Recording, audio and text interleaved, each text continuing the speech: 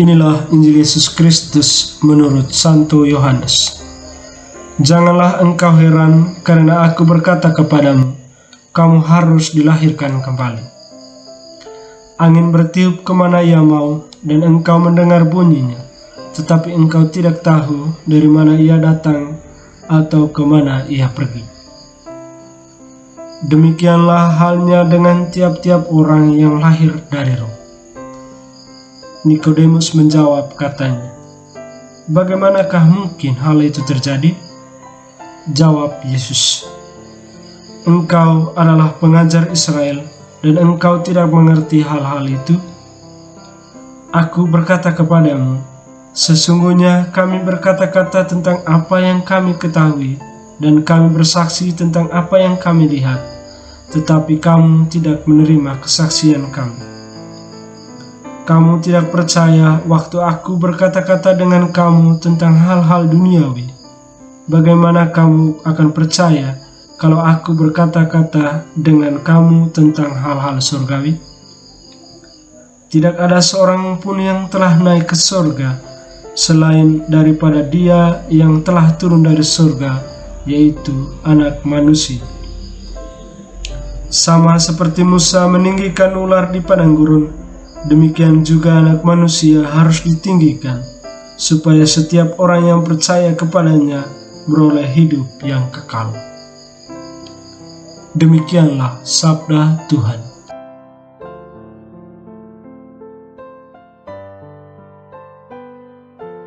Sahabat Verum Domini yang terkasih, Injil hari ini berkisah tentang percakapan Yesus dan Nikodemus, di mana Nikodemus adalah seorang pemimpin agama Yahudi. Inti dari percakapan itu ialah bagaimana melihat dan masuk dalam kerajaan Allah. Dalam percakapannya dengan Nikodemus, Yesus menekankan kelahiran kembali tidak hanya bersifat fisik, tetapi jauh daripada itu membutuhkan yang namanya iman. Iman akan Yesus yang telah wafat di atas kayu salib. Melalui iman inilah seseorang akan diselamatkan.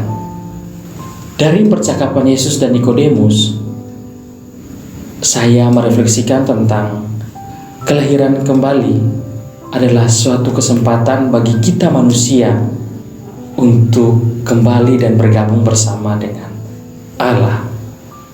Ini adalah suatu kesempatan yang sangat berharga yang telah Allah berikan kepada kita, sehingga kita harus bersyukur untuk kesempatan itu. Yang kedua, proses kelahiran kembali yang Yesus jelaskan kepada Nikodemus bukan bersifat fisik, tetapi bersifat spiritual, di mana membutuhkan iman atau tanggapan iman dari manusia untuk lebih dekat kepada dengan Yesus.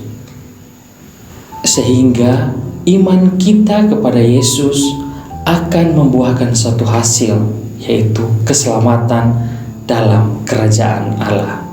Dalam Injil, saya menemukan pentingnya Yesus sebagai anak manusia yang telah ditinggikan itu sebagai proses kelahiran kembali. Yesus datang ke dalam dunia, berada bersama manusia, wafat di atas kayu salib, dan kembali kepada Bapa. Ia melalui suatu proses kelahiran kembali. Maka dibutuhkan sesuatu yang sangat penting bagi kita manusia, yaitu percaya kepada Yesus sebagai Sang Penyelamat yang telah mengorbankan nyawanya di atas kayu salib untuk menebus dosa-dosa yang telah kita lakukan. Dan pesan yang terakhir, saya merefleksikan tentang panggilan Yesus untuk hidup dalam kebaikan dan menjauhi kejahatan. Hal ini mengingatkan saya bahwa sebagai orang yang percaya, sebagai orang yang dipanggil untuk melakukan kebenaran, maka saya harus membatasi diri, saya harus menjauhi apa yang namanya kejahatan, sehingga saya boleh menikmati kebaikan-kebaikan dan kemurahan-kemurahan yang Allah berikan dalam kehidupan saya.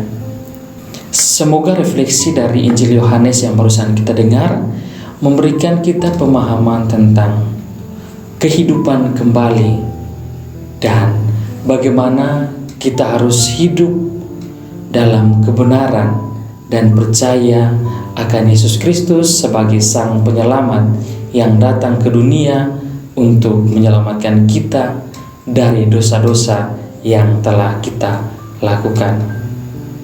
Semoga Tuhan memberkati kita. Amin.